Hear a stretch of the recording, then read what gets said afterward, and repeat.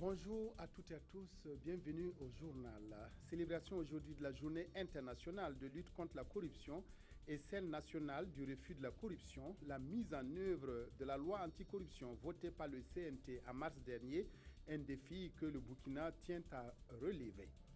30 candidats et pas moins tenteront de gagner les suffrages des électeurs centrafricains le 27 décembre prochain lors du premier tour de la présidentielle, une élection sans François Bozizé dont la candidature a été invalidée, d'où la colère de ses partisans.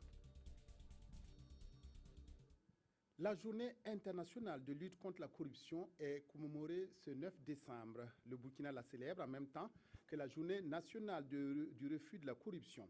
L'application effective de la loi anticorruption mobilise toutes les énergies à l'occasion de cette commémoration présidée par Michel Kafando. Reportage Roger Kam, Ini, Janine Kambire.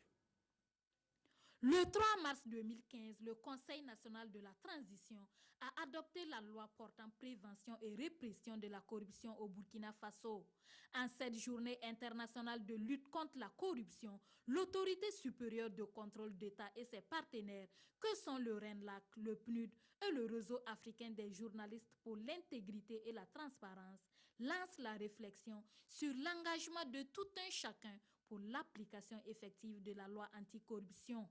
Le tout, comme je disais dans mon propos, n'est pas d'avoir les textes et les institutions. Il faut qu'il y ait une volonté politique pour véritablement s'engager dans la lutte contre la corruption. Nous devons tout faire pour retrouver notre première place et être au niveau de l'Afrique de l'Ouest et de l'Afrique, l'un des pays les moins corrompus, pour mériter notre appellation de Burkina Faso. Le Burkina Faso est classé deuxième pays le moins corrompu des 8 pays membres de l'UEMOA, un résultat qui doit être amélioré. Et pour réussir le pari du développement qui passe par la lutte contre la corruption, il convient selon le RENLAC de créer les conditions pour un usage juste et équitable des ressources publiques pour l'ensemble des Burkinabés. Il nous tient fortement à cœur, dans le contexte de passage de témoins entre les autorités de la transition et les nouvelles autorités légales et légitimes au Burkina, qui s'apprêtent à prendre le gouvernail, d'appeler à cette réelle et sincère volonté politique sur le terrain de la lutte contre la corruption. Nous souhaitons vivement que les acquis engrangés sous la transition soient préservés et renforcés sous le nouveau pouvoir. Les lauréats du concours de la bande dessinée Kouka ont remis symboliquement un exemplaire de la loi anticorruption au président du Faso. Il s'agit d'un concours sur la sensibilisation des tout-petits sur la corruption au Burkina. Objectif, faire de la lutte contre la corruption une lutte permanente dans le but d'atteindre le développement et de consolider la démocratie. Interrogé à l'issue de la cérémonie, le président du Faso s'est prononcé sur la mise en œuvre de la loi votée par le CNT le 3 mars dernier. Pour lui, il s'agit de cultiver les valeurs de probité, d'intégrité et d'égalité entre tous les citoyens. Michel Kafando au micro de Ini Janine Kambiri.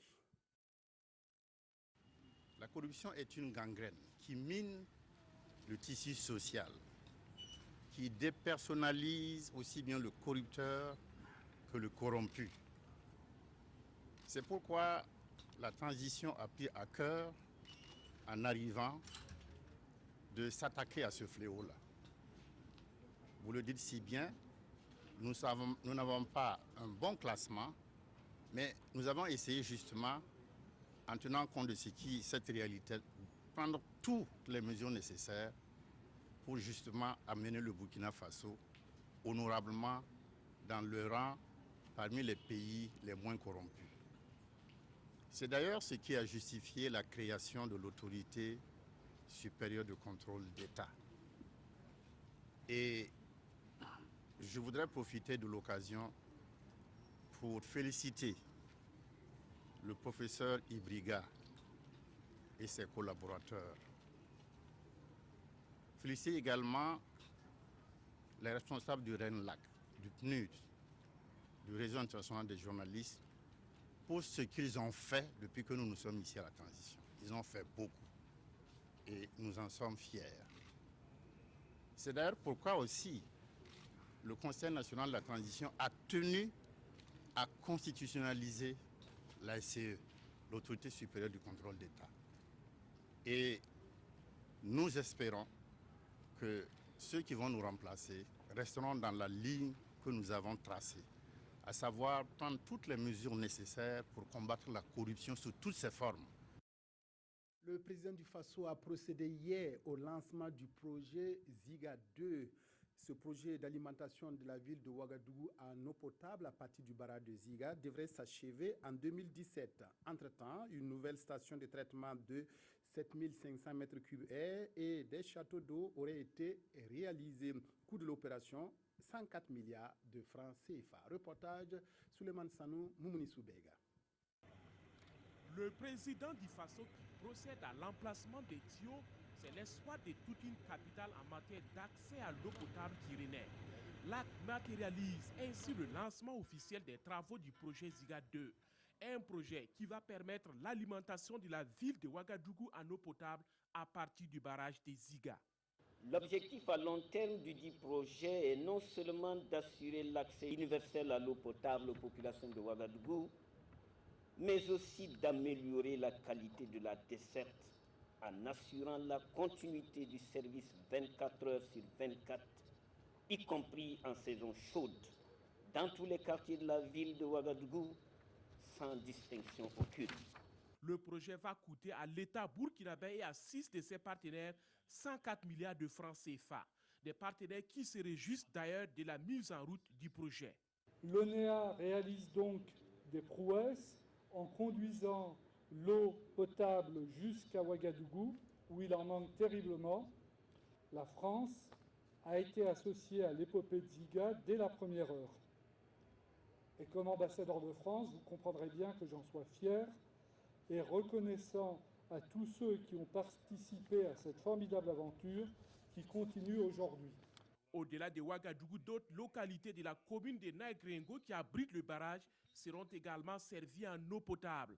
Avant de quitter Ziga, le président du Faso, des membres du gouvernement et des partenaires techniques et financiers sont allés découvrir le fonctionnement du barrage. Dans le livre d'or, Michel Kafando a félicité et encouragé les responsables du projet Ziga 2. Il a aussi émis le vœu que ce projet soit exploité de façon maximale et rationnelle au profit des populations.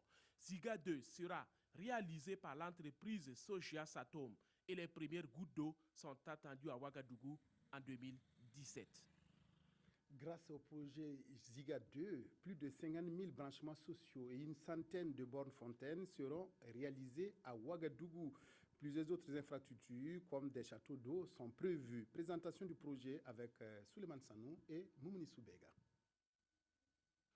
Le projet Ziga 2 comprend 3 phases. Le traitement de l'eau, la conduite vers la capitale et la distribution. Et c'est à partir du barrage des Ziga d'une capacité de 200 millions de mètres cubes que tout va se jouer. À ce jour, l'Office national de l'eau et de l'assainissement n'exploite que 60 millions sur les 200. Et ça veut dire qu'il y a encore de la réserve sur ce barrage. Le projet Ziga 2 est constitué d'abord d'une station de traitement d'une capacité de 7500 m3/h. L'existant est de 4500. Donc si on cumule les deux, on doit être donc dans les environs donc de 12 000 m3/h à l'horizon donc du projet. On a une conduite donc de refoulement jusqu'au réservoir intermédiaire de Boutenga, et à partir donc du réservoir intermédiaire de Boutenga, l'eau descend gravitairement jusqu'à la ville de Ouagadougou.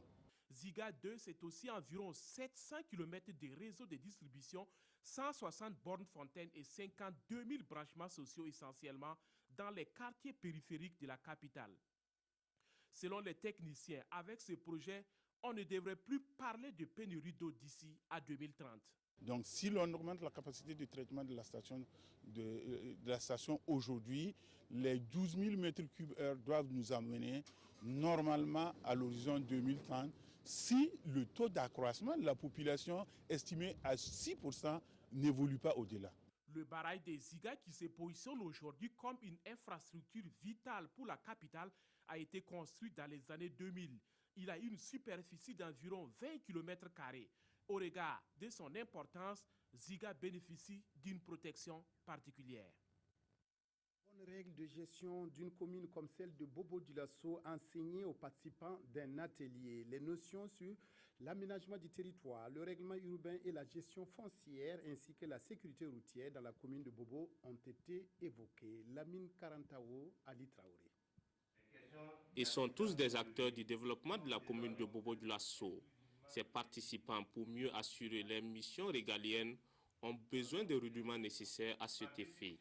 Cet atelier de formation est donc une occasion pour approfondir leurs connaissances sur les aspects de développement de la commune de Bobo-Dioulasso. L'objectif même de la création d'un marché, les fonctions d'un marché, c'est-à-dire que les difficultés également que nous rencontrons dans le cadre de nos activités quotidiennes.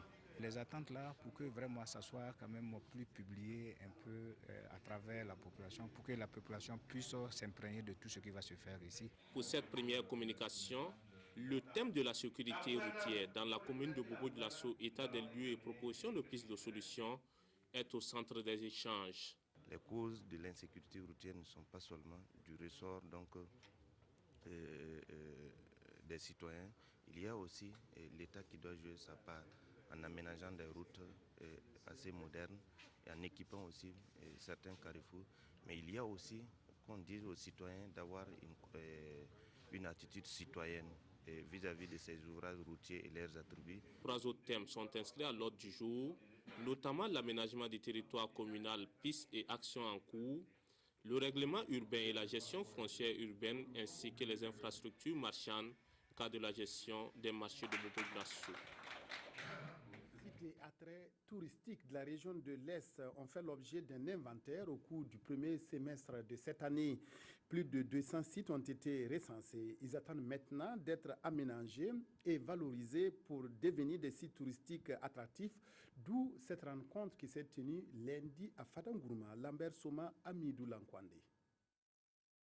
D'une superficie de 48 061 km², la zone touristique de l'Est fait partie de l'une des 4 zones que compte notre pays. Afin de promouvoir le secteur du tourisme dans cette partie du pays, il a été diligenté du 22 avril au 29 mai dernier un inventaire des sites et attraits touristiques de la zone nord de l'Est. La tenue de cet atelier de validation vient couronner cette étape.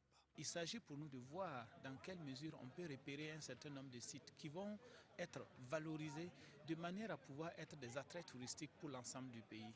Vous comprenez que quand on prend par exemple la région ici qui regorge de, on allait dire pour la région de l'Est, 133 sites qui ont été repérés, et pour la région du 113, 89, au total de 129, c'est une richesse immense. Après l'analyse des résultats de l'inventaire des sites et attraits touristiques, il ressort que l'implication de tous les acteurs est une nécessité.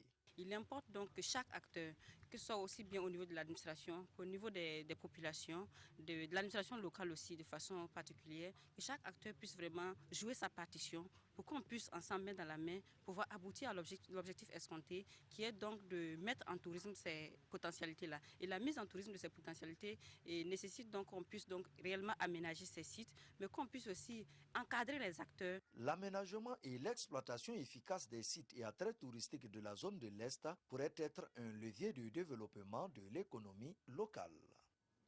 Ils seront 30 candidats à briguer le 27 décembre prochain le suffrage des électeurs centrafricains. La Cour constitutionnelle centrafricaine a retenu ces 30 candidatures, parmi lesquelles celle d'une femme, Regina Konzi, une annonce mal accueillie par les partisans de l'ex-président François Bozizé, dont la candidature a été invalidée. Effectivement, le calme est revenu à l'heure où je vous parle. Le couvre-feu qui a été instauré fin septembre après les violences est de toute manière toujours en vigueur à 20h. Interdiction pour tout le monde de sortir dans les rues. Les premières barricades ont été érigées aux alentours de 16h.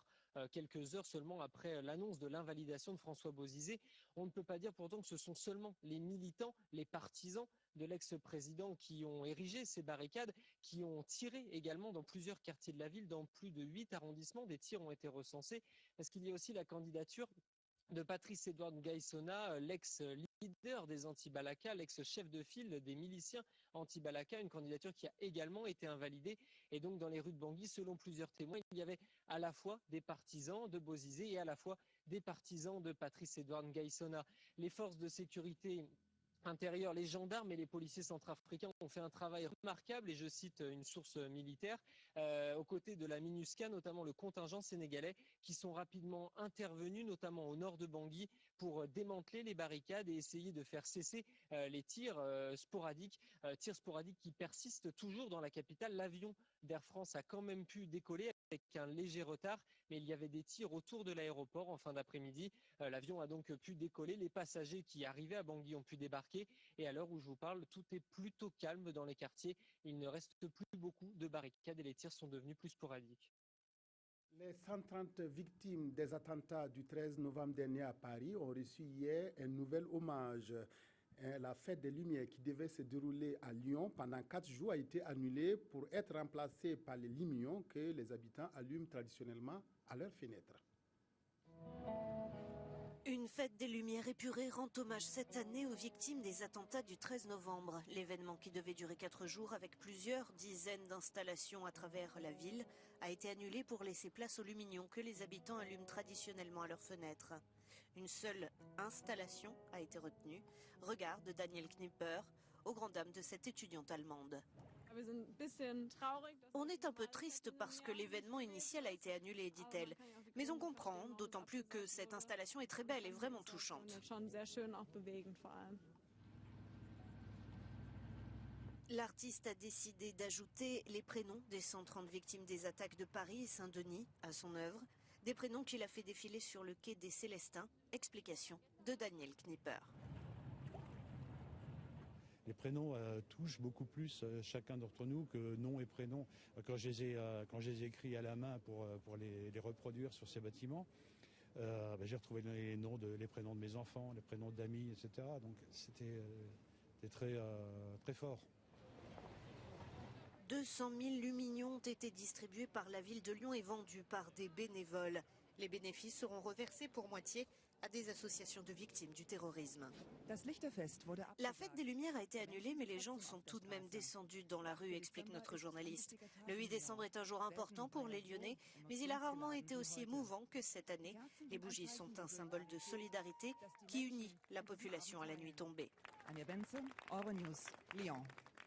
La réforme de l'armée, en discussion avec l'installation hier de la commission chargée de l'élaborer, est le principal sujet à la une des quotidiens de ce mercredi. Abdoul Rasmane Zongo signe la revue de presse. Les membres de la commission de réforme de l'armée sont installés, rapportent les éditions Le Pays. Une réforme qui doit surtout prendre en compte l'interdiction définitive de l'implication du militaire dans la politique. Cette interdiction définitive fait également la une du journal Le Quotidien, qui cite les propos du président Michel Kafando selon lesquels les 27 ans de règne du régime précédent ont vu les forces armées nationales perdre progressivement les valeurs qui fondent l'essence même d'une armée, discipline, cohésion, loyauté, intégrité, entre autres. Notre temps rappelle qu'ils sont au total 20, à savoir 15 membres, et 5 personnes ressources qui composent la commission, dont la mission est de mettre à la disposition des autorités politiques et militaires l'éclairage permettant de prendre des décisions engageant l'avenir des forces armées nationales. Selon l'Observateur, cette commission a un délai de 6 mois pour rendre ses conclusions au ministère de la Défense nationale et des anciens combattants.